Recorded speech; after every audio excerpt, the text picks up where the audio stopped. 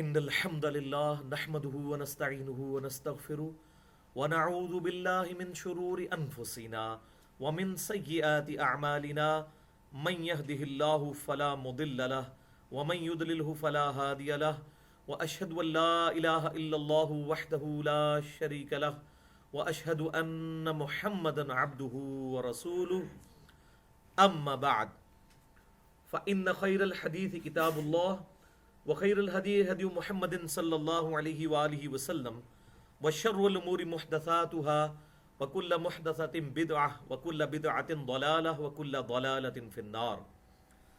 أعوذ بالله السميع العليم من الشيطان الرجيم من همزه ونفخه ونفثه. بسم الله الرحمن الرحيم. رب اشرح لي صدري ويسر لي أمري واحلل عقدة من لساني يفقهوا قولي. بسم الله الرحمن الرحيم. ان الله وملائكته يصلون على النبي يا ايها الذين آمنوا صلوا عليه وسلموا تسليما. اللهم صل على محمد وعلى ال محمد كما صليت على ابراهيم وعلى ال ابراهيم انك حميد مجيد. اللهم بارك على محمد وعلى ال محمد كما باركت على ابراهيم وعلى ال ابراهيم انك حميد مجيد. الحمدللہ آج 17 جنوری 2015 کو ہفتے کے دن قرآن کلاس نمبر 158 میں ہم سورہ ہود کی آیت نمبر 50 سے شروع کریں گے.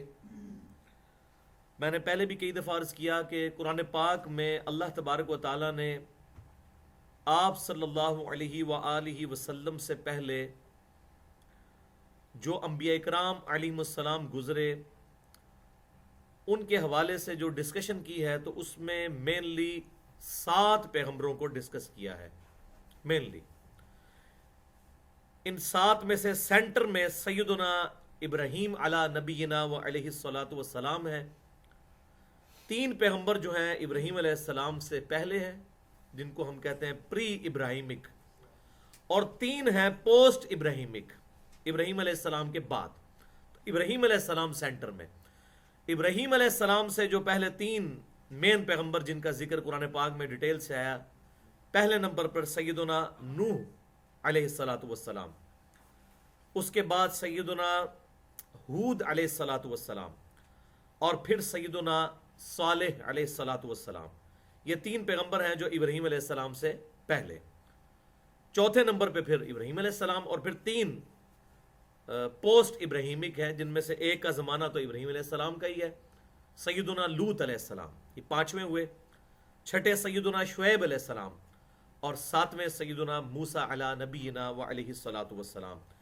یہ کل 7 پیغمبر ہیں جن کے ڈیٹیل سے حالات قرآن پاک میں آئے، اور اس کی وجہ یہ ہے کہ قرآن پاک کے جو اولین مخاطب تھے یعنی عرب کے لوگ، وہ ان پیغمبروں سے واقف تھے کافی حد تک، کیونکہ یہ بالکل ان کے قریب کے علاقوں کے پیغمبر بنتے ہیں.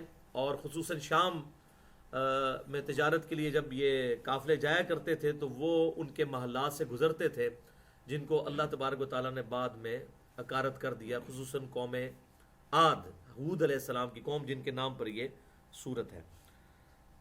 تو پچھلے 2 رکوع 25 مسلسل آیات سیدنا نوح علی نبینا علیہ الصلاۃ والسلام کے حالات پر ہم سن چکے ہیں.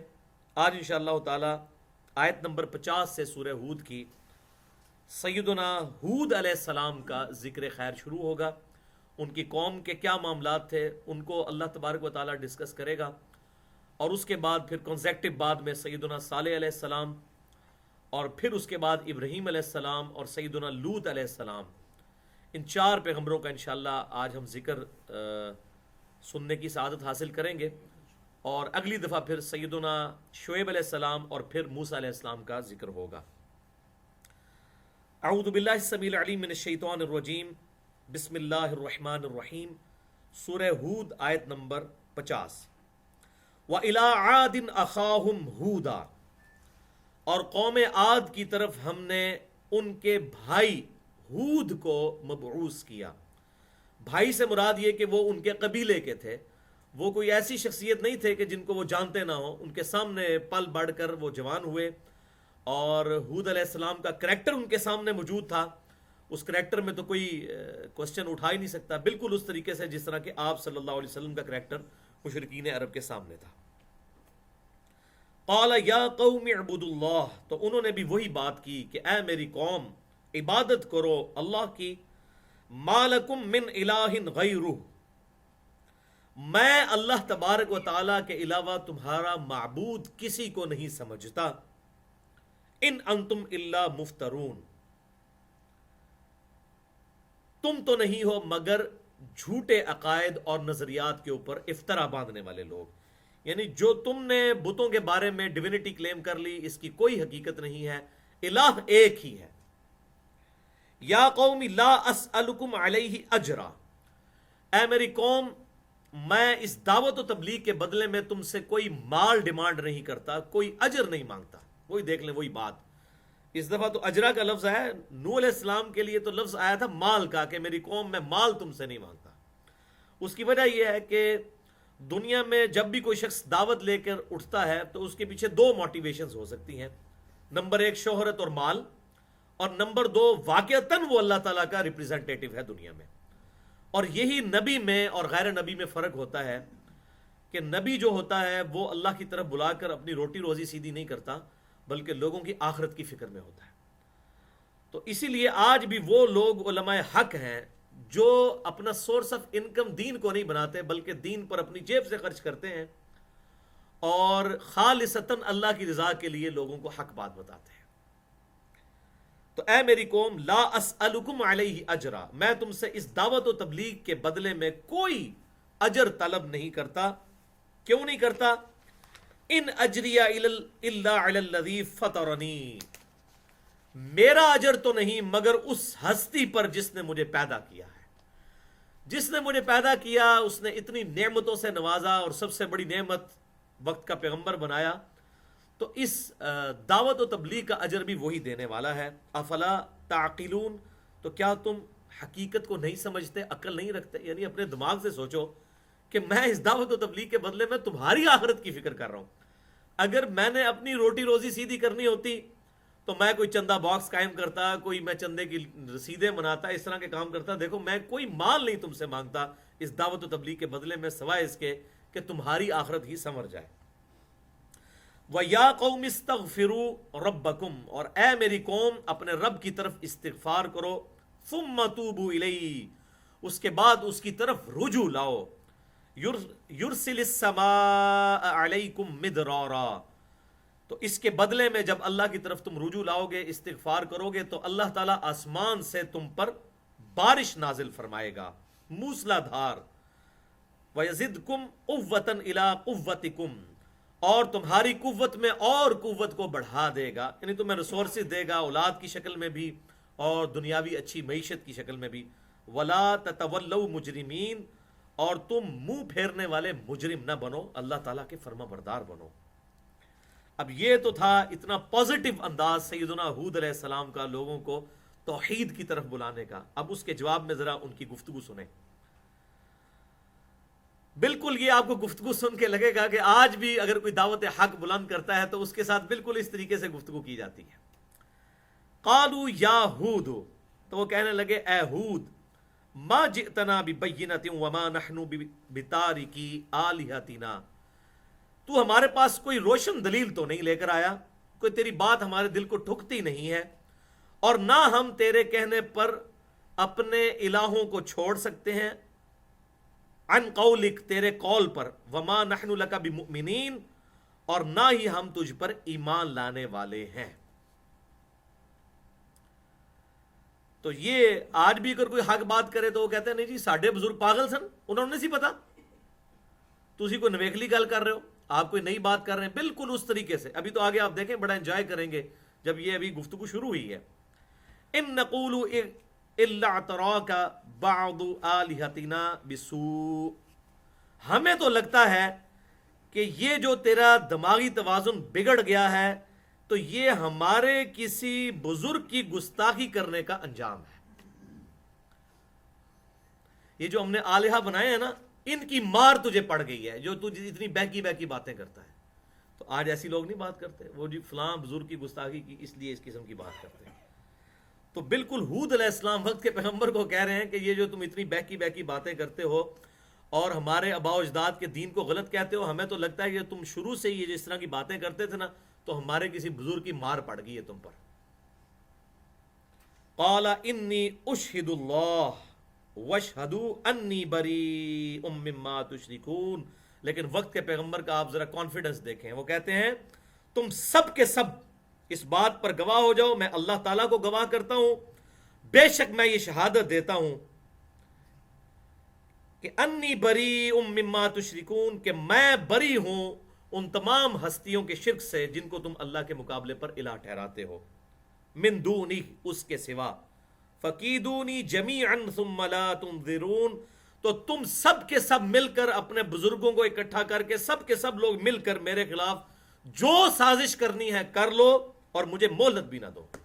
انی توکلت علی اللہ، بے شک تو میں اپنے اللہ کے اوپر توکل کرنے والا ہوں، ربی و ربکم، جو میرا بھی رب ہے اور تمہارا بھی رب ہے۔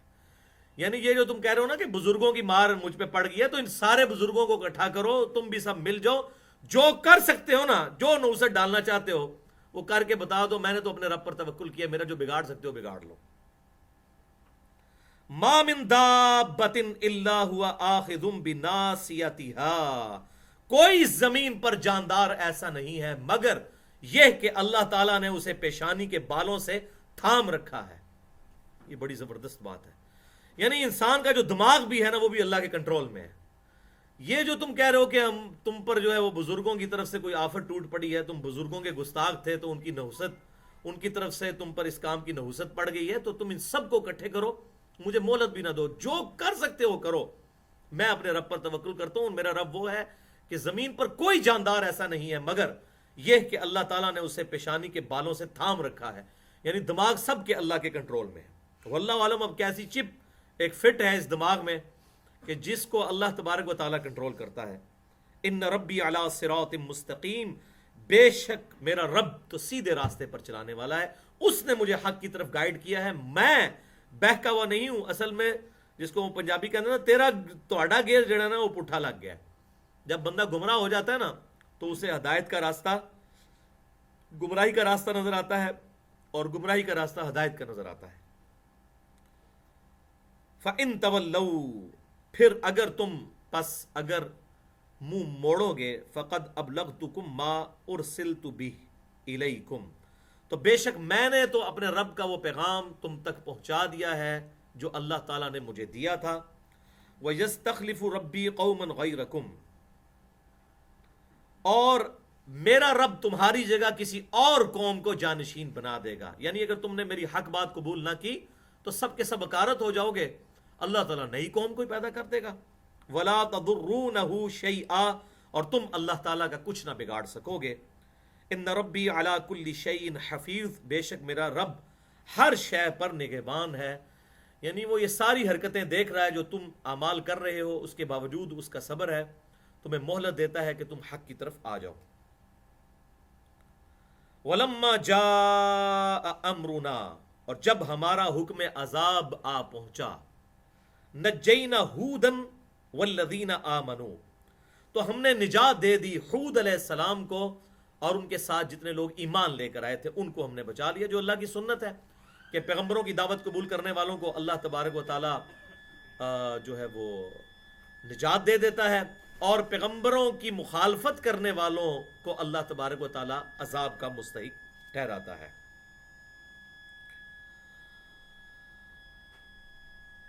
والذین آمنوا معه برحمت منا، اپنی رحمت کی طرف سے اللہ تبارک و تعالیٰ نے انہیں اپنی رحمت کی طرف سے نجات عطا فرمائی۔ وَنَجَّيْنَاهُمْ مِنْ عَذَابٍ غَلِيظٍ،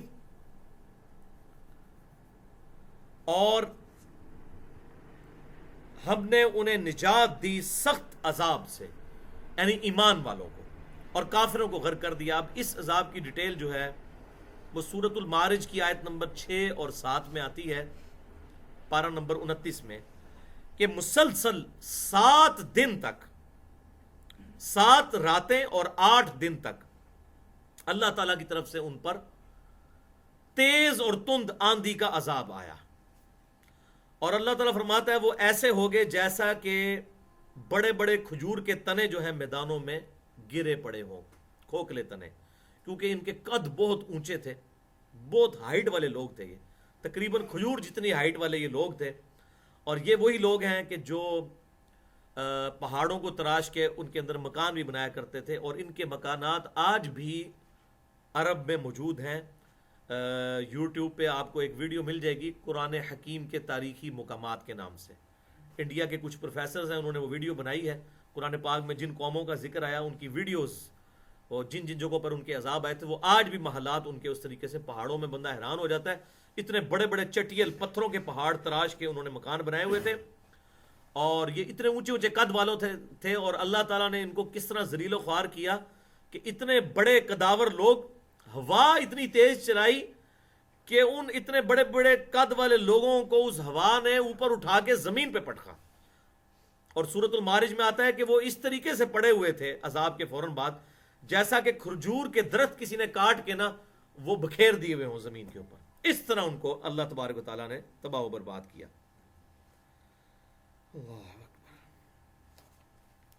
وَتِلْكَ عَاد، اور یہ تھی قوم عاد، ہود علیہ السلام کی قوم.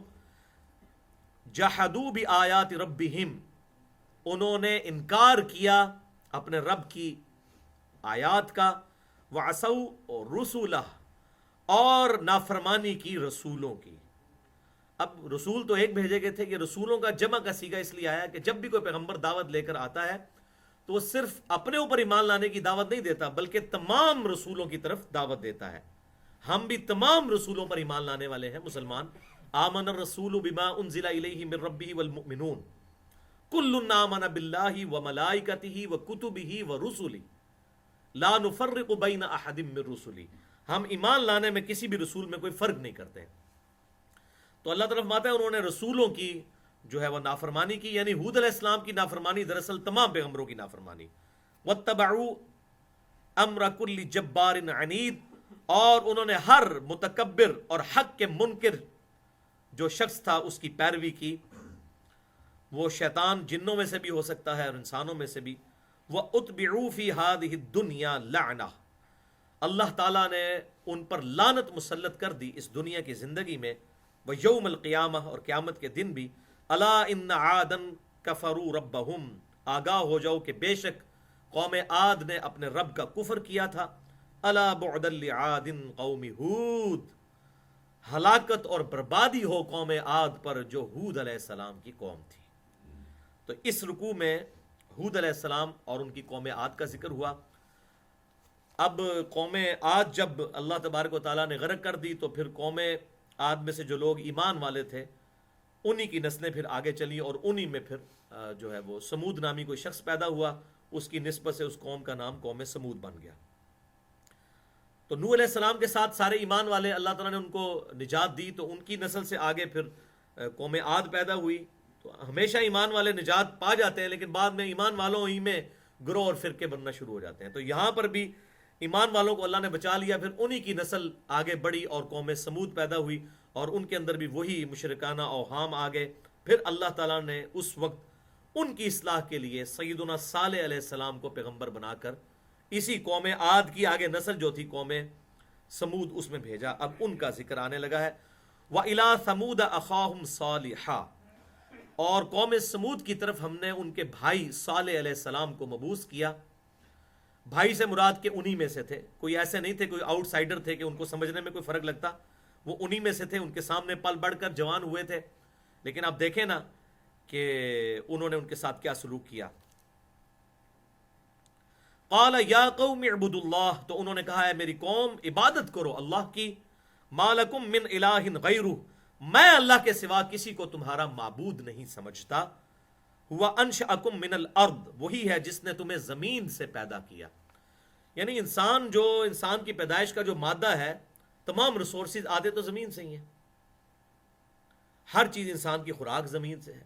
اسی خوراک کی وجہ سے اللہ تبارک و تعالیٰ مرد کے اندر ایسی کیپیبلٹی پیدا کرتا ہے کہ مرد اور عورت کے ازدواجی تعلق کے ساتھ آگے اولاد پیدا ہوتی ہے. تو یہ زمین ہی میں سے ساری خوراک ہر جاندار کی آتی ہے. وَاسْتَعْمَرَكُمْ فِيهَا، اور اسی نے تمہیں اس زمین میں بسا دیا. فاستغفروہ تو اسی سے مغفرت طلب کرو، ثم توبوا الیہ اور اسی کی طرف پھر تم رجوع بھی لاؤ. وہی بات، ان ربی قریب مجیب، بے شک میرا رب قریب ہے اور التجائیں قبول فرمانے والا ہے. قالوا یا صالح، اب ان کا ذرا جواب سنے آگے سے. وہ کہنے لگے اے صالح، قد کنت فینا مرجوا قبل هذا، اے صالح تم اس دعوت حق پیش کرنے سے پہلے ایسے شخص تھے کہ ہمیں تم سے بڑی امیدیں وابستہ تھی. یہ بات ہے کہ یہ تم نے تو آگے چل کے ہمارا نام روشن کرنا تھا. یعنی کہ ظاہر ہے کہ پیغمبر جو ہوتا ہے وہ بڑا انٹلیکچوئل آدمی ہوتا ہے. یعنی آپ علیہ السلام اپنی قوم کے ایک ذہین ترین نوجوان تھے، تو انہوں نے کہا کہ سانو تے بڑیاں امیداں سن پتر تیرے تھے، تو ساڑھے نال کے کام پا چھڑیا، ساڑھے بزرگاں نو تو غلط کہنا شروع کرتا. اسی طرح ہی ہوتا ہے یہاں بھی جو دعوت حق بلند کرتے ہیں نا، اور کہتے ہیں جناب تک وہ جی چنگا بھلا سی، سانو بڑی امید سی نے اگے چل کے جناب ساڑھے فرقے دا نام روشن کرنا سی، لیکن یہ تو جناب ساڑھے ہی گٹیاں نہیں پہ گیا. تو دیکھیں یہ کتنے، میں نے آپ کو کہا تھا نا یہ بڑی انٹرسٹنگ گفتگو ہے، کوئی پرانی بات نہیں ہے، یہ ہزاروں سال کی بات ہے، لیکن بیسک ہیومن انسٹنکٹ تو وہی ہے نا. آج بھی وہی حالات ہیں. تو آج بھی مطلب اگر کوئی شخص دین کے اوپر چل پڑے تو اس کے ماں باپ بھی اس کو کہنا شروع کر دیتے ہیں تو نے کیا جوانی میں روگ لگا لیا ہے. تو وہ اپنے ماں باپ سے پوچھیں کہ بھائی آپ کو تو بڑھاپے میں بھی ابھی تک روگ نہیں لگا، تو ہمیں تو جوانی میں لگانے دیں، پتہ نہیں ہم نے بڑھاپے تک پہنچنا ہے کہ نہیں، یا آپ جیسے ہی بننا ہے بڑھاپے میں پہنچ کے. تو اگر ہمیں اللہ نے سمجھ دے دی ہے تو ہم کیوں نہ حق قبول کریں. تو اسی طریقے سے اگر کسی مکتبہ فکر میں کسی بندے کو کوئی بات سمجھ آ جاتی ہے تو لوگ کہتے ہیں جناب یہ تو بڑی امیدیں تھیں اس پر، لیکن یہ تو ہمیں ہی نقصان پہنچا رہا ہے. بالکل وہی الفاظ دیکھ لیں. وہ کہنے لگے قالوا یا صالح قد کنت فینا مرجوا، اے صالح اس سے پہلے جو تم ہم میں رہا ہمیں تو تجھ سے بڑی امیدیں وابستہ تھیں. قبل هذا اس سے پہلے، اتنہانا ان نعبد ما یعبد آباؤنا، کیا اب تو بھی ہمیں منع کرتا ہے ان ہستیوں کی عبادت سے کہ جن پر ہم نے اپنے آباء و اجداد کو پایا ہے. وَإِنَّنَا لَفِي شَكٍّ مِّمَّا تَدْعُونَ إِلَيْهِ مُرِيبٍ، اور بے شک ہمیں تو شک پڑتا ہے، اور ایسا شک پڑتا ہے جو ہمیں بے چین کر دیتا ہے کہ تو جس طرف ہمیں بلا رہا ہے وہ دعوت صحیح نہیں ہے. اچھا اب یہ بات بہت بڑی دلیل ہے ان لوگوں کے لیے جو کہتے ہیں جی ساڈا دل نہیں مانتا. دیکھیں نا، اب ان کا بھی دل کو نہیں تھا نا مان رہا. یعنی علم جو ہے قرآن و سنت تو بات کرتا ہے علم کی، دل مانے نہ مانے آپ نے تو بات قبول کرنی ہے. مطلب وہ کئی لوگ ہیں وہ کہتے ہیں نہیں جی میرا دل تو یہ کہتا ہے، میرا وجدان تو یہ کہتا ہے، میرا دل نہیں ٹھکتا اس بات کے اوپر. گل تو صحیح ہے پر کوئی دل نو نہیں لگتی، یعنی بات سمجھ بھی آتی ہے پھر دل نو نہیں لگتی. تو اب وہ بھی یہی کہہ رہے ہیں کہ دیکھ جو تو ہمیں بلاتا ہے نا تو ہمیں تو بے چینی ہوتی ہے تیری باتوں سے. ظاہر ہے کہ جب ایک بیمار آدمی ہے اس کو تو دوائی کڑوی لگے گی نا. ایک بیمار آدمی جو ہے اور جس کا منہ کا ذائقہ خراب ہو جائے اسے اگر آپ بریانی کی پلیٹ دیں تو وہ تو کہے گا بریانی کڑوی ہے، وہ کہے گا جی مجھے تو نہیں اچھی لگ رہی، تھوکنے کو دل کرے گا. تو کیا ہم کہیں گے بریانی غلط بنی ہوئی ہے؟ نہیں، بلکہ اس کا اپنا منہ کا ذائقہ خراب ہو چکا ہے. تو جو شخص گمراہی میں گھرا ہوا ہے اس کو تو اپنے عقائد اور نظریات کے خلاف کوئی بات اگر پتہ چلتی ہے تو وہ اس کا دل تو نہیں ٹھکے گا اس بات کے اوپر، کیونکہ وہ اس دلدل کے اندر جو ہے وہ غرق ہو چکا ہوا ہے. تو اس سے یہ بات بھی پتہ چلی کہ قرآن حکیم انسان کو عقل کی بنیاد پر اور دلائل کی بنیاد پر حق بات کو قبول کرنے کے لیے کہتا ہے، نہ کہ دل کی بنیاد کے اوپر. ورنہ مجھے بتائیں بھائیو، یہ جو 90 کروڑ ہندو ہمارے پڑوسی ملک کے اندر، کوئی تھوڑی تعداد تو نہیں ہے، 1/6 آف ورلڈ ہیں. وہ ان میں پی ایچ ڈیز بھی ہیں، بلکہ امریکہ کے بعد سب سے زیادہ پی ایچ ڈیز جو ہیں انڈیا کے اندر ہیں. پڑھے لکھے لوگ بھی ہیں، وہ بتوں کے سامنے مورتیوں کے سامنے جا کے جھکتے ہیں. تو ظاہر ہے کہ ان کو وہاں سے کوئی نہ کوئی ایفیلیشن، کوئی ان کو دلی سکون ملتا ہے جبھی تو وہاں جاتے ہیں نا. سکون نہ ملے تو چھوڑ دیں. تو شیطان جو ہے انسان کے برے اعمال بعض اوقات اس کی نظر میں سوار دیتا ہے، اسے حق بات جو ہے اس سے کراہت ہونے لگتی ہے، اور جو باطل بات ہے اس کی طرف اٹریکشن ہوتی ہے. تو ان تمام چیزوں کا علاج صرف اور صرف عقل ہے. اللہ تعالیٰ نے یہ جو انسان کو دولت دی ہے نا، یہ سب سے بڑی دولت ہے. یہ وہ دولت ہے جس کی وجہ سے انسان ایمان کو حاصل کرتا ہے. اسی لیے جو 9th کمانڈ ہے سورہ بنی اسرائیل میں آیت نمبر 36، وَلَا تَقْفُ مَا لَيْسَ لَكَ بِهِ عِلْمٍ، اے انسان کسی چیز کی پیروی اس وقت تک مت کر جب تک کہ تجھے اس کے بارے میں ڈیفینیٹ علم نہ ہو جائے.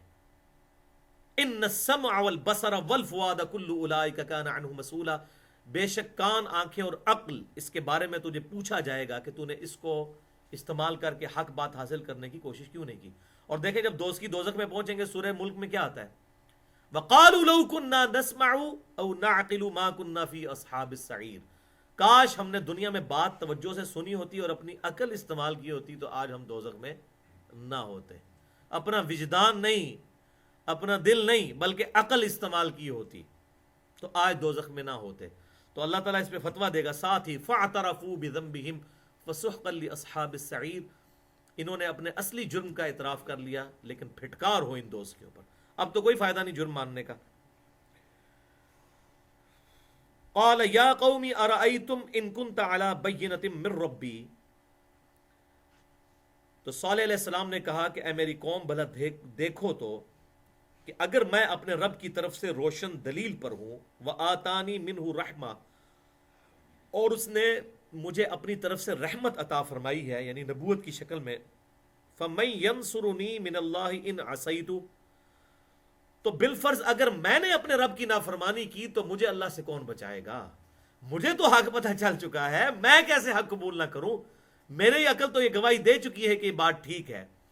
تو اب اگر میں نے تمہیں خوش کرنے کے لیے اگر حق بات سے اناد کیا تو اللہ سے مجھے کون بچائے گا؟ یہ ہے بات۔ آج بھی اگر علماء کو خوف خدا ہو جائے نا کہ ہم نے اللہ کو منہ دکھانا ہے تو کبھی بھی غلط فتوے نہ لوگوں کو دیں، حق بات لوگوں کو بتا دیں۔ اور اکثر علماء کو باتیں پتہ ہوتی ہیں، مطلب کون سا سنی عالم ہے، چاہے وہ بریلوی ہو، دیوبندی ہو، اہل حدیث ہو، یا حنفی ہو، شافعی، مالکی، حنبلی، کوئی بھی ہو، اہل سنت کے جتنے بھی آف شوٹس ہیں، کس کو نہیں پتا کہ صحیح بخاری اور صحیح مسلم میں نماز کا طریقہ کیا لکھا ہوا ہے؟ پتہ ہے، لیکن اپنی پبلک کو نہیں بتانا چاہتے۔ اور المیہ یہ ہے کہ تقریباً اس وقت سمجھ لیں آپ 90% سنی جو اپنے آپ کو اہل سنت سمجھتے ہیں وہ سنت کے مطابق نماز ہی نہیں پڑھتے، جو طریقہ صحیح بخاری اور صحیح مسلم کے اندر آیا ہے۔ بالکل اس طریقے سے اہل تشیع بھی اپنی بکس کو فالو نہیں کرتے۔ تو ریلیجن جو ہے وہ تو بک سے حاصل کیا جائے گا، نہ کہ فالوور سے، ورنہ مسلمان کوئی پریکٹسنگ ہے آج اس اعتبار سے جس طرح کی ریکوائرمنٹ ہے قرآن و سنت کی؟ ہمارے اخلاقی اقدار کتنے گرے ہوئے ہیں، ہمارا کردار کتنا گرا ہوا ہے۔ اگر ہماری بنیاد کے اوپر لوگ ہمارے ریلیجن کو جج کرنا شروع کر دیں تو سب سے برا ریلیجن پھر اسلام کو ہی سمجھیں گے۔ تو ہم کہتے ہیں نہیں نہیں، مسلمانوں کو نہ دیکھو، اسلام کو دیکھو۔ تو بالکل اس طریقے سے ہم بھی کہتے ہیں کہ آپ کسی مولوی کے پیچھے نہ چلیں، کسی بزرگ کے پیچھے نہ چلیں، بلکہ آپ جو حق بات ہے کتابوں میں لکھی ہوئی ہے اس کو فالو کریں۔ اسی لیے آپ صلی اللہ علیہ وسلم نے اپنی امت کو وحی کے حوالے کیا ہے، کتاب و سنت کے حوالے کیا ہے، کسی شخصیت کے حوالے نہیں کیا۔ فما تزیدوننی غیر تقصیر، تو تم تو نہیں چاہتے مگر میرے نقصان میں اضافہ ہی۔ اگر یعنی تم مجھے بھی یہ کہو کہ میں اب اسی راستے پر واپس آ جاؤں جس راستے پہ تم آلریڈی ہو۔ نبی تو سلیم الفطرت ہی ہوتا ہے، اس سے کوئی گناہ سرزد نہیں ہوتا، اللہ کی حفاظت میں ہوتا ہے اپنی اس ماحول میں رہنے کے باوجود، کیونکہ اللہ تعالیٰ نے اسے نبی کے طور پر مبعوث کرنا ہوتا ہے، اس کا کریکٹر جو ہے وہ اعلان نبوت سے پہلے بھی شفاف رکھا جاتا ہے۔ تو تم چاہتے ہو کہ میں بھی تمہارے ٹریک پر آ جاؤں تو اپنے نقصان میں اضافہ ہی کروں گا۔ وَيَا قَوْمِ هَٰذِهِ نَاقَةُ اللَّهِ، اور اے میری قوم یہ ہے اللہ کی اونٹنی۔ اب یہ تورات میں پھر ڈیٹیل ملتی ہے کہ انہوں نے ڈیمانڈ کی تھی کہ ہمیں یہ سامنے جو پہاڑ نظر آ رہا ہے نا، اس پہاڑ میں سے ایک اونٹنی برآمد ہو۔ اب یہ بہت بڑا معجزہ تھا، مطلب پہاڑ میں سے کیسے اونٹنی نکلے؟ اونٹنی جو ہے وہ اونٹنی کا بچہ اس سے پیدا ہو تو، اور وہ اللہ تبارک و تعالیٰ نے ایسا معجزہ کرایا کہ پہاڑ میں سے اونٹنی برآمد ہوئی۔ لیکن پھر ان پہ آزمائش بھی ڈال دی، چونکہ انہوں نے منہ مانگا، معجزہ ان کو دیا گیا تھا۔ تو وہاں پر ایک گھاٹی تھی جہاں سے وہ پانی پیا کرتے تھے، تو دن مخصوص کر دیے گئے کہ یہ دن جو ہے وہ اونٹنی کے پینے کا دن ہے اور یہ پوری قوم کے پینے کا دن ہے۔ تو وہ اونٹنی چونکہ اللہ کی اونٹنی تھی، وہ سارا پانی پی جایا کرتی تھی، تو ان کو مل تو جاتا تھا، لیکن ظاہر انسان لالچی بہت ہوتا ہے کہ کہیں یہ پانی ختم ہی نہ ہو جائے، تو وہ ان کے لیے آزمائش تھی اونٹنی۔ تو انہوں نے کہا کہ یہ اونٹنی جو ہے ہادی ناقۃ اللہ، یہ اللہ کی اونٹنی ہے، لکم آیا، جو تمہارے لیے ہے معجزہ، نشانی۔ فذروھا تأکل فی ارض اللہ، تو اسے چھوڑے رکھو کہ یہ اللہ کے زمین میں چرتی پھرے، کھاتی پیتی رہے۔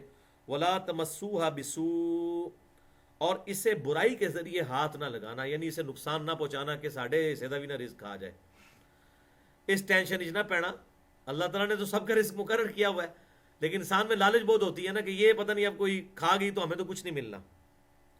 فَيَأْخُذَكُمْ عَذَابٌ قریب، اور اگر تم نے اس کو کوئی نقصان پہنچایا تو پھر اللہ تعالیٰ کا عذاب سمجھو کہ آیا ہی کہ آیا۔ فَعَقَرُوهَا، تو انہوں نے اس کی کونچیں کاٹ دیں، یعنی اس کی نسیں انہوں نے کاٹ دی۔ ظاہر ہے کہ جب نس کاٹ دی جائے گی، یہ پاؤں والی نس، تو پھر خون بہنا شروع ہو جائے گا، تو جب خون بہے گا تو ظاہر ہے ڈیتھ ہو جائے گی۔ تو انہوں نے اس کی نسیں کاٹ دی، تو پھر فقال تمتعوا فی دارکم ثلاثۃ ایام، تو صالح علیہ السلام نے پھر اناؤنسمنٹ کر دی کہ اب بس 3 دن تمہارے لیے مہلت رہ گئی ہے، 3 دن بعد تم پر عذاب آ جانا ہے، جتنی موج مارنی ہے مار لو، فیصلہ ہو چکا ہے۔ ذالک وعد غیر مکذوب، یہ ایسا وعدہ ہے اللہ کی طرف سے جو جھٹلایا نہیں جا سکتا، یہ سچا وعدہ ہے کہ تم پر یہ اب عذاب آئے گا جو تم نے اونٹنی کے ساتھ جو حرکت کی۔ فلما جاء امرنا، تو جب ہمارا حکم عذاب آ پہنچا، نجینا صالحا والذین آمنوا، تو ہم نے نجات دی صالح علیہ السلام کو اور ان کے ساتھ جتنے ایمان والے تھے، معہ ان کے ساتھ، برحمت منا اپنی رحمت کے ساتھ، ومن خزی یومئذ، اور اس دن کی رسوائی سے ہم نے ان کو بچا لیا۔ ان ربک هو القوی العزیز، بے شک تمہارا رب قوت والا ہے اور عزت والا ہے۔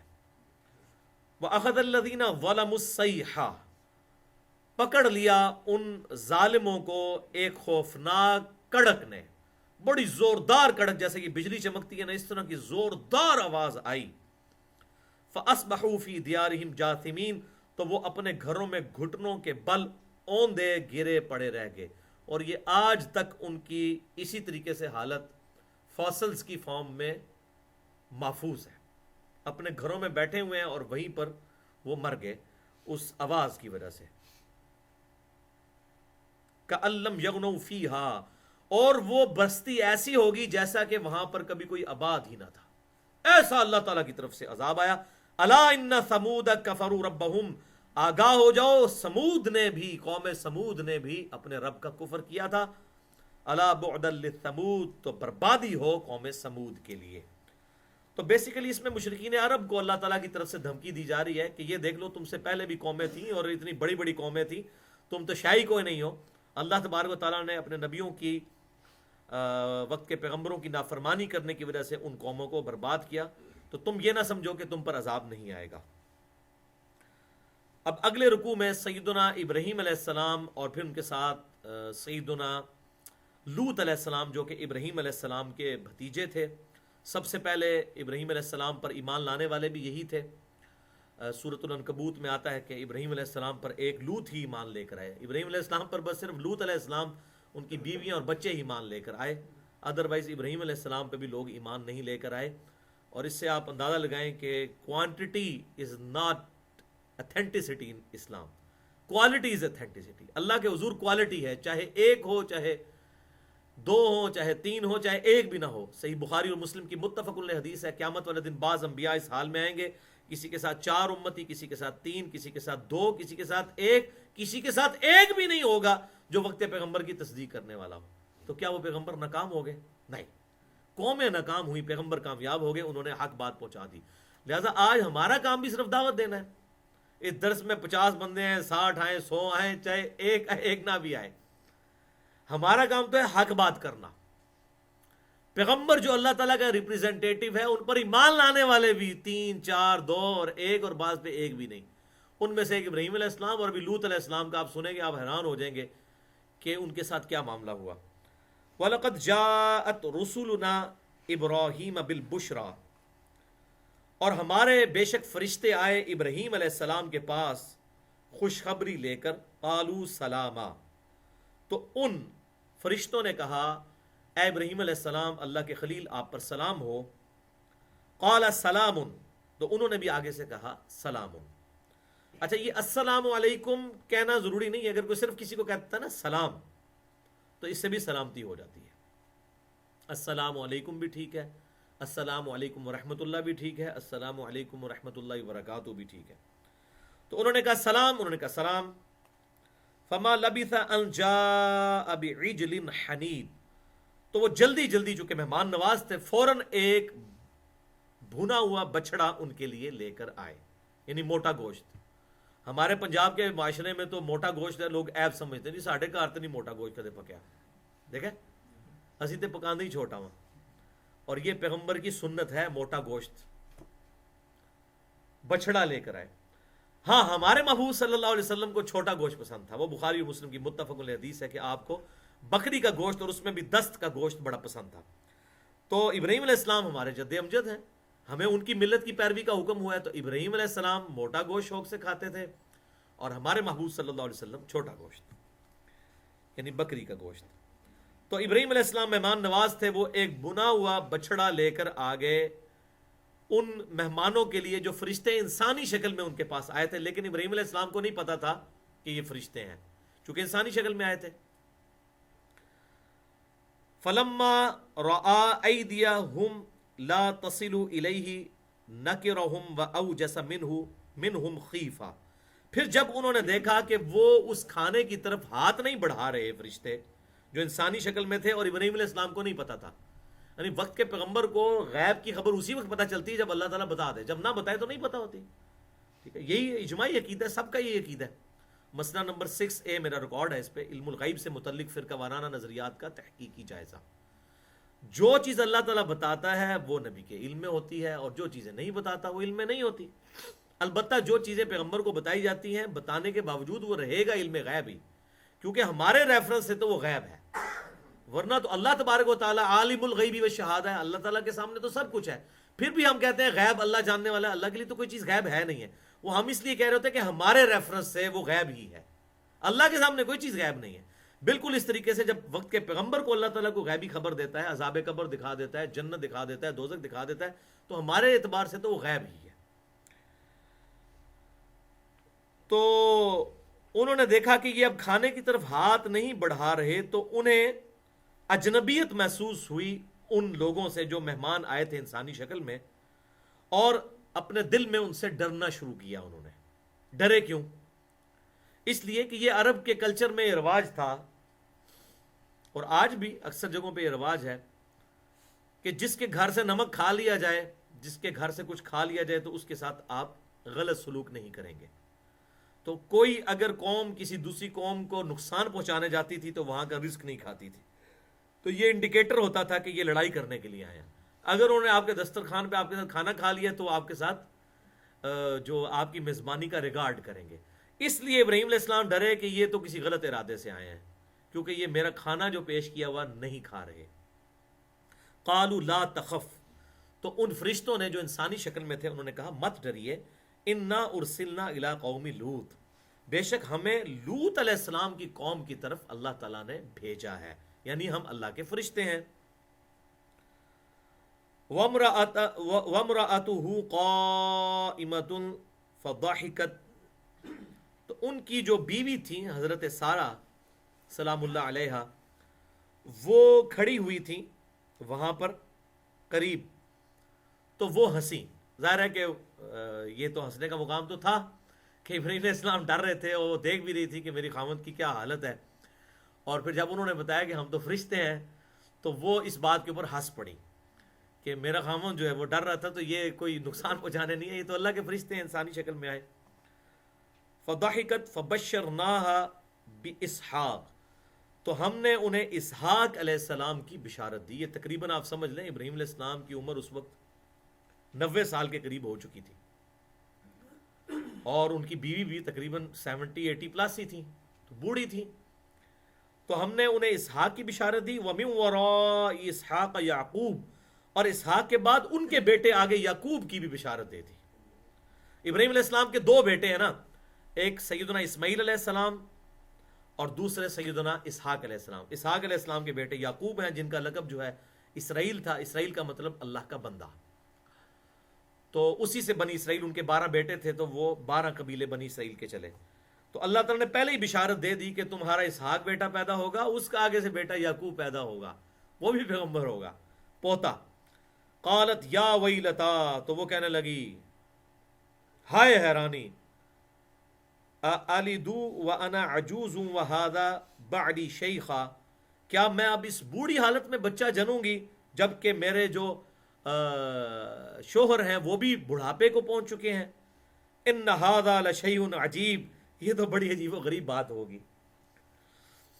تو وہ ہنسی، لیکن ان کے ساتھ یہ معاملہ بھی پھر آگے جب فرشتوں نے کیا تو ان کو اپنی فکر پڑ گئی کہ اب بڑھاپے میں مجھے اولاد ہوگی. قالوا اتعجبین من امر اللہ، تو انہوں نے کہا کہ تم اللہ کے معاملات میں تعجب کرتے ہو. رحمت اللہ وبرکاتہ، اللہ کی رحمت ہوں اور برکتیں ہوں. علیکم اہل البیت، تم پر اے اہل بیت، اے نبی کے گھر والوں، تم پر اللہ تعالیٰ کی رحمتیں اور برکتیں نازل ہوں. انہو حمید مجید، بے شک اللہ تبارک و تعالیٰ اپنی ذات میں خود ستودہ صفات ہے اور اس کی شان بہت بلند ہے. یہی وہ جو ہے انکا حمید مجید ہمارے درود میں بھی آتا ہے. اچھا یہاں پر دیکھیں کہ اب علیکم اہل البیت، اہل بیت جو ہے وہ سیدنا ابراہیم علیہ السلام اور ان کے گھر والوں کو کہا گیا. اس کے حوالے سے ایک ٹیکنیکل گفتگو ہے جو اہل سنت اور اہل تشیع کے درمیان اختلاف پایا جاتا ہے، وہ میں نے مسئلہ نمبر 6A اور 6B میں ریزالو کیا ہے اہل بیت کی ڈیفینیشن کے اعتبار سے. وہاں پر میں نے یہ آیت کوٹ کی تھی، آج محل نہیں کہ میں اسے ایڈریس کروں. فلما ذهب عن ابراہیم، پھر جب ابراہیم علیہ السلام سے خوف جاتا رہا، یعنی اب وہ فرینکنس ہوئی کہ یہ تو فرشتے ہیں، جو اپنی کنڈیشن میں واپس آئے. ابراہیم الرو، ان سے خوف جاتا رہا. وجاءته البشرا، اور انہیں اللہ کی طرف سے یہ بیٹے کی خوشخبری مل گئی. یجادلنا فی قوم لوط، تو وہ جھگڑنا شروع ہو گئے قوم لوط کے بارے میں. ان ابراہیم لحلیم اواہ منیب، بے شک ابراہیم علیہ السلام بڑے نرم دل اور ہر حال میں ہماری طرف رجوع لانے والے تھے. اب وہ جھگڑا کیا کرنے لگ پڑے؟ اللہ تعالیٰ کے ساتھ انہوں نے گلا شکوہ کیا اپنی محبت کے انداز میں فرشتوں کے ذریعے. اب فرشتوں، یہ ڈیٹیل اب ہمیں تورات میں ملتی ہے، قرآن پاک خاموش ہے لیکن وہ بالکل فٹ ان بیٹھتی ہے اس بات میں. جھگڑا انہوں نے یہ کیا کہ جب انہوں نے بتایا کہ ہم تو قوم لوط کو برباد کرنے آئے ہیں، جو گناہ کے کام کرتے ہیں، ان میں لواطت کا مرض تھا، یعنی وہ بدفعلی کرتے تھے مردوں کے ساتھ. اور میں نے اس کا ڈیٹیل سے ذکر مسئلہ نمبر 81 میں کیا ہے، ہومو سیکچویلٹی سے ریلیٹڈ جو میری گفتگو ہے، مسئلہ نمبر 81 لوط علیہ السلام کی قوم کے حوالے سے. یہاں میں ڈیٹیل میں نہیں جاؤں گا. تو وہ اب یہ ان کے ساتھ جھگڑا کرنے لگے کہ اچھا کدھر جا رہے ہو؟ انہوں نے کہا جی ہم تو قوم کو برباد کرنے جا رہے ہیں. لوط علیہ السلام بھتیجے تھے، دوسری جگہ آتا ہے انہوں نے کہا لوط بھی وہاں موجود ہیں، تو انہوں نے کہا ہم لوط کو اور ان کے گھر والوں کو بچا لیں گے سوائے ان کی ایک بیوی کے جو کافرہ تھی. دو ہی پیغمبر ہیں جن کی بیویاں کافرہ ہوئی ہیں، نوح علیہ السلام اور لوط علیہ السلام. اس کا ذکر بھی جو ہے سورہ تحریم کے آخری رکوع میں ملتا ہے، پارہ نمبر 28 کے اندر. اچھا اب انہوں نے جھگڑا یہ کیا، انہوں نے کہا کہ دیکھو وہاں پر لوط علیہ السلام بھی، ان کا جی لوط کو کے گھر والوں کو بچا لیں گے. پھر ابراہیم علیہ السلام نے کہا اچھا یہ کرو، اللہ تعالیٰ سے انہوں نے ریکویسٹ کی کہ یا اللہ اگر وہاں پر 10 بندے بھی ایمان والے ہیں نا تو وہاں پر تیرا عذاب نہ آئے، میری دعا قبول کر لے. اللہ تعالیٰ نے کہا ٹھیک ہے، 10 بھی نکل آئے نا تو عذاب ٹل گیا. تسی جناب سوہاں دی گل کرتے ہو، کہتے ہیں جناب وہ جی ساڑھے اجتماع اننے لاکھ بندہ کٹھا ہو گیا. کہتے ہیں نا لوگ، یہ حق پہ ہونے کی دلیل بتا رہے ہوتے ہیں جناب کہ جی وہ فلاں اجتماع اتنے لاکھ کا ہوتا ہے، یہاں 10 بندوں کی بات ہو رہی ہے اور کوئی دعوت عام آدمی نہیں دے رہا، وقت کا پیغمبر دے رہا ہے، ابراہیم علیہ السلام کا بھتیجا، اللہ کا پیغمبر. ابراہیم علیہ السلام کے کان جو ہیں وہ کھٹک گئے. انہوں نے کہا اس کا مطلب ہے یہ 10 بھی نہیں ہوں گے. پتہ تو تھا ان کو کہ فرشتے ابھی تو نہیں آئے ہیں تو کام ڈالیں گے کوئی. ابراہیم علیہ السلام نے کہا نہیں نہیں نہیں نہیں، اگر 5 ہوئے تم وعدہ کرو کہ 5 ہوئے. اللہ تعالیٰ سے انہوں نے دعا بھی کی ان کے ذریعے کہ 5 بندے بھی اگر ایمان والے نکل آئے لوط علیہ السلام سمیت 5 بندے بھی، تو تم عذاب نہیں وہاں پر. انہوں نے کہا جی 5 بھی ہوئے نا کوئی عذاب نہیں آئے گا. اگلی گل آپ سمجھ جاؤ کہ 5 بھی نہیں سن، صرف 2 بیٹیاں لوط علیہ السلام کی اپنی بیٹیاں وہ ایمان لے کر آئیں، اور تیسرے لوط علیہ السلام. 3 بندے اس قوم میں سے صرف ایمان والے نکلے، باقی سب کو اللہ تعالیٰ نے پوری قوم کو فرشتوں نے جو ہے وہ اپنے پروں پر اٹھایا اور ان کو بلندی سے نیچے گرایا اور اوپر سے پتھروں کی بارش ہوئی. پتھروں کی بارش آج بھی آثار موجود ہیں. یہ ڈیڈ سی کے ارد گرد یہ جو ہے وہ بستیاں آباد تھی جہاں پر یہ عذاب آیا. آج بھی عذاب کے آثار وہاں پر موجود ہیں کہ یہاں پر بار وہ دنیاوی اعتبار سے وہ سائنٹسٹ کہتے ہیں کہ وہاں پر کوئی آتش فشاں پھٹا تھا جس میں سے پتھر نکلے، اور ظاہر ہے کہ دنیاوی تو اللہ تعالیٰ کو ایسا سبب بنا دیتا ہے، آتش فشاں میں سے ظاہر ہے وہ پتھر نکلے اور ان پر بارش ہوئی اور سب کے سب لوگ ہلاک ہوئے۔ لوط علیہ السلام اور صرف 2 بیٹیاں ان کی، اللہ تعالیٰ نے ان کو بچایا، اپنی بیوی بھی لوط علیہ السلام کی نہ بچ سکی۔ تو 3 بندے نکلے ایمان والے۔ وہ جو میں نے بات کی بخاری اور مسلم کی متفق علیہ حدیث، بعض نبیوں کے ساتھ 4 امتی، بعض کے ساتھ 3، بعض کے ساتھ 2، بعض کے ساتھ 1، بعض کے ساتھ 1 بھی نہیں ہوگا۔ تو quality is authenticity in the sight of اللہ، ناٹ کوانٹٹی۔ کوالٹی اللہ کو چاہیے۔ صحیح سلیم الفطرت قسم کے لوگ چاہے تعداد میں تھوڑے ہی کیوں نہ ہوں، اگر وہ حق بات قبول کرنے والے لوگ ہیں وہ اللہ تعالیٰ کو پسند ہے، اور چاہے تعداد میں بہت زیادہ لوگ ہوں اور حق قبول کرنے والے نہ ہوں، اللہ تعالیٰ کو ان سے کوئی غرض نہیں ہے۔ تو اب یہ جناب اس پس منظر میں اب ابراہیم علیہ السلام کی گفتگو جاری ہے۔ اللہ تعالیٰ فرماتا ہے ابراہیم علیہ السلام ان ابراہیم لحلیم اواہ منیب، بے شک ابراہیم علیہ السلام بڑے نرم دل تھے اور ہر حال میں ہماری طرف رجوع لانے والے تھے۔ یا ابراہیم اعرض عن ھذا، تو اللہ تعالیٰ نے فرمایا ابراہیم علیہ السلام رہنے دیجئے، انہو قد جاء امر ربک، بے شک تیرے رب کا حکم اب آ پہنچا ہے، ان پر عذاب واقع ہونا ہے، وانہم آتیہم عذاب غیر مردود، اور اب ان پر ایسا عذاب آنے والا ہے کہ جو اب ٹلنے والا نہیں، کسی صورت بھی رد ہونے والا نہیں۔ وَلَمَّا جَاءَتْ رُسُلُنَا لُوطًا، اور جب ہمارے فرشتے جو ہیں لوط علیہ السلام کے پاس آئے، سِیءَ بِهِمْ وَضَاقَ بِهِمْ ذَرْعٌ وَقَالَ هَذَا يَوْمٌ عَصِیب، تو لوط علیہ السلام دل میں بڑے غمگین ہوئے اور بڑے پریشان ہوئے ان فرشتوں کے آنے کی وجہ سے، اور کہا کہ آج تو مجھ پر بڑی مصیبت کا دن ہے۔ یہ کیوں ہوا؟ اس کی ڈیٹیل بھی تورات میں ملتی ہے اور وہ بالکل فٹ ان بیٹھتی ہے قرآن پاک کے اس اسلوب میں۔ فرشتوں کو دیکھ کے ایسا کیوں ہوا؟ اس لیے کہ فرشتے آئے تھے انسانی شکل میں، جس طرح ابراہیم علیہ السلام کو نہیں پتا تھا کہ یہ اللہ کے فرشتے ہیں، لوط علیہ السلام کو بھی نہیں پتا تھا کہ یہ فرشتے ہیں۔ اللہ تعالیٰ نے ان فرشتوں کو نوجوان خوبصورت لڑکوں کی شکل میں ابراہیم علیہ السلام ان کے پاس، لوط علیہ السلام کے پاس بھیجا۔ تو لوط علیہ السلام نے کہا کہ یہ میرے پہ بہت بڑی آزمائش آ گئی ہے کہ میری قوم جو ہے وہ تو برائی کرتی ہے، تو یہ تو اب مجھ سے آ کے یہ لڑکے ڈیمانڈ کریں گے۔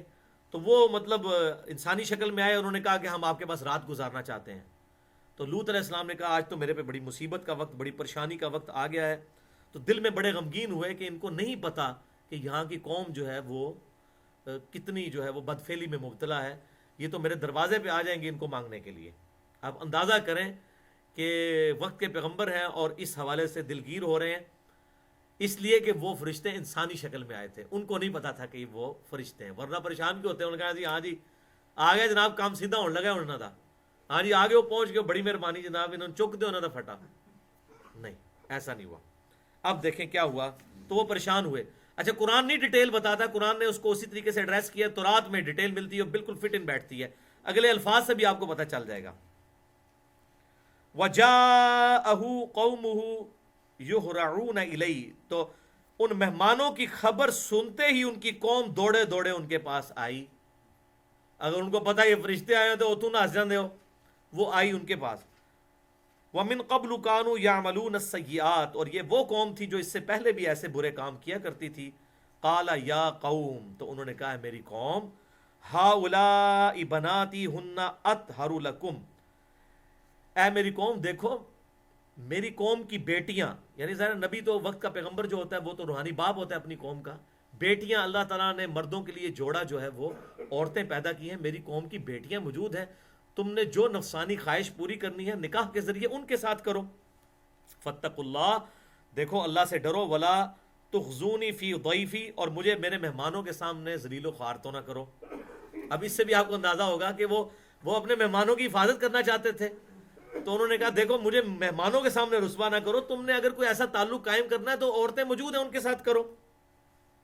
الیس منکم رجل رشید، کیا تم میں کوئی ایک بھی شریف النفس آدمی نہیں ہے؟ یار میری عزت کا ہی کوئی خیال رکھو، آج تک میں تمہارے مصائب پہ صبر کر رہا ہوں، میرے مہمانوں کے سامنے تو مجھے رسوا نہ کراؤ۔ اگر ان کو پتا ہوتا کہ یہ فرشتے ہیں اور انہوں نے کام چکن آئے نہ تو جناب انہوں نے تو پریشان نہیں ہونا تھا، اتنے وہ پریشان ہوئے۔ اور آگے اگلے الفاظ بھی دیکھیں، قالوا لقد علمت ما لنا فی بناتک من حق، تو وہ کہنے لگے اے لوط تو خوب جانتا ہے کہ ہمیں تیری قوم کی عورتوں کے ساتھ کوئی غرض نہیں ہے، ہمارا تو معاملہ یہ ہے کہ ہم تو اسی برائی میں، بدفعلی میں مبتلا ہیں۔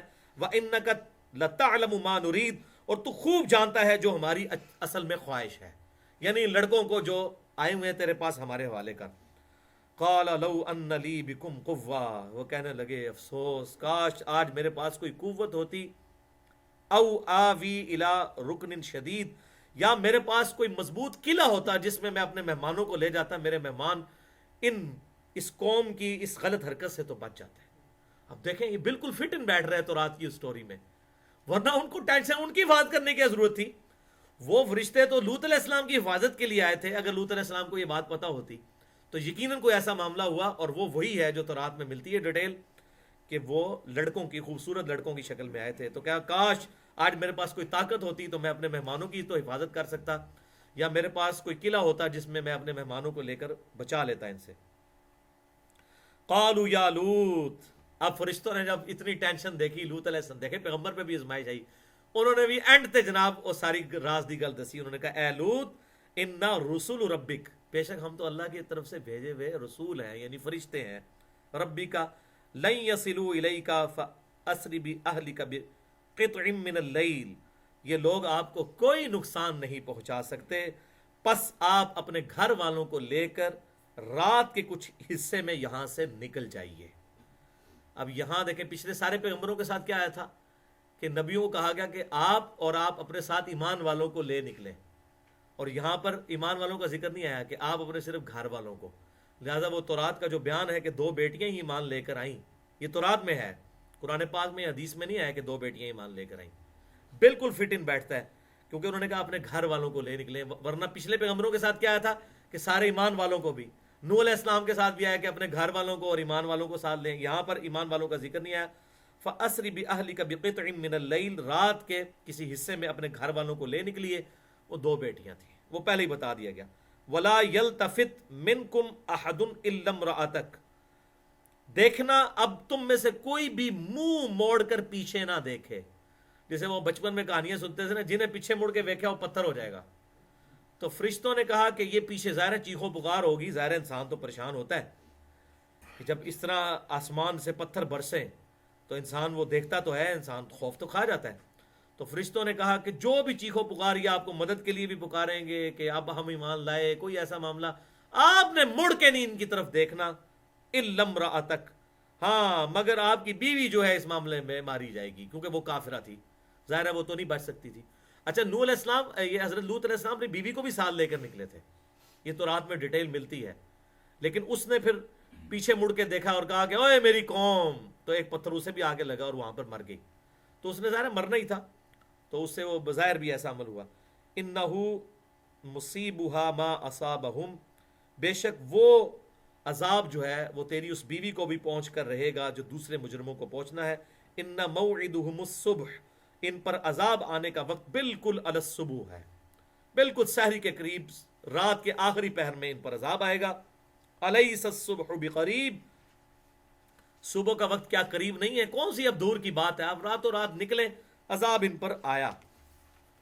فلما جاء امرنا، پس جب ہمارا حکم عذاب آ پہنچا، جعلنا عالیہا سافلہا، تو ہم نے اس بستی کو بلندی پر اٹھا کر زمین پر پستی میں الٹ دیا، وَأَمْطَرْنَا عَلَيْهَا حِجَارَةً، اور ان پر ہم نے پتھروں کی بارش کی، من سجیل منضود، آگ میں پکے ہوئے پے در پے پتھر، آگ میں پکے ہوئے یعنی کچے پتھر نہیں تھے۔ اب یہ وہ جو آگ میں پکے ہوئے بالکل فٹ ان بیٹھتا ہے جو سائنٹسٹ کی وہ بات ہے کہ وہ آتش فشاں سے نکلے سے پتھر، یعنی وہ سخت قسم کے پتھر آگ میں پکے ہوئے، وہ ظاہری سبب اللہ تعالیٰ نے پیدا کیا۔ اس حوالے سے اللہ تعالیٰ محتاج نہیں ہے، لیکن دنیا میں معاملات اسی طریقے سے ہوتے ہیں۔ تو یہ جو سائنٹسٹ کہتے ہیں کہ یہاں پر ایک بستی ہے جو کہ اس طریقے سے پتھروں سے ہلاک ہوئی ہے، تو بالکل فٹ ان قرآن پاک کی اس بات میں بیٹھتی ہے ان کی بات بھی، کہ آگ پہ پکے ہوئے وہ پتھر تھے جن کی بارش ان پر نازل ہوئی، مسومتن عند ربک، جو تمہارے رب کی طرف سے نشان زدہ تھے، یعنی ہر پتھر پہ لکھا ہوا تھا کہ یہ پتھر کس کے نام کا پتھر ہے۔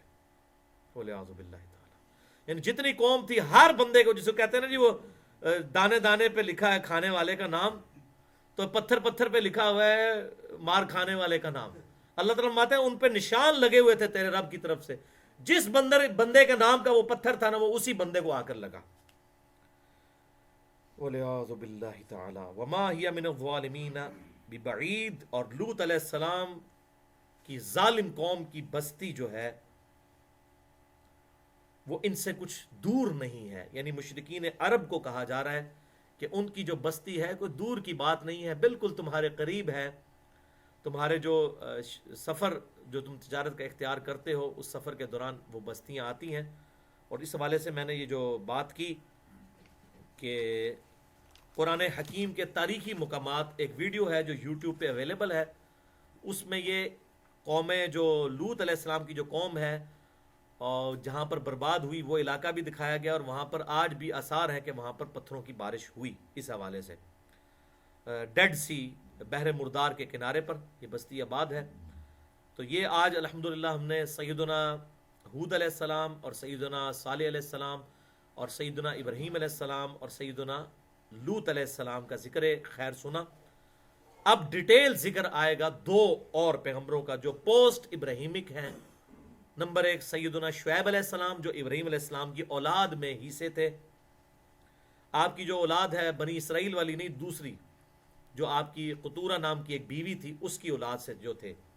یہ جو بنی اسرائیل ہیں وہ تو سیدہ سارہ کی اولاد سے ہیں, اور سیدہ ہاجر کی اولاد سے جو ہیں وہ بنی اسماعیل ہیں. تو یہ تیسری جو آپ کی بیوی تھی اس کی اولاد سے سیدنا شعیب علیہ السلام قوم مدین کی طرف مبعوث کیے گئے, اور وہاں پر انہوں نے دعوت حق پیش کی. جو کم تولا کرتے تھے, کم ناپا کرتے تھے, پھر اللہ تعالیٰ کی دھمکی ان پر آ کر رہی, اور وہاں بھی آپ دیکھیں گے قوم کیا ان کو وہی باتیں کرے گی کہ قوم کہے گی تیری نماز تجھے یہ سکھاتی ہے شعیب کہ تو ہمیں تنگ کرے, تو چپ کر کے اپنی نمازیں پڑھ کے یہ رزلٹ نکل رہا ہے کہ تو نے ہمارے ناک میں دم کیا ہوا ہے. حالانکہ وہ ان کی بھلائی کی بات کرتے تھے.